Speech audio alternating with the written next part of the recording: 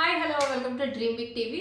ఛానల్ని చూస్తూ సబ్స్క్రైబ్ చేసుకోకుండా వెళ్ళారనుకోండి, మీకు ఫుడ్ డైజెస్ట్ అవ్వాలా లేదా తిన్నది.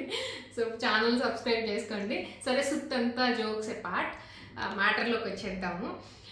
12/6 ఎప్పుడైంది, 12/6 ఎప్పుడైపోయింది, మన ప్రశాంత్ నీల్ అండ్ ఎన్టీఆర్ గారిది ఏంటి అప్డేట్ అని చెప్పి ఒకటే ఎదురు చూసా.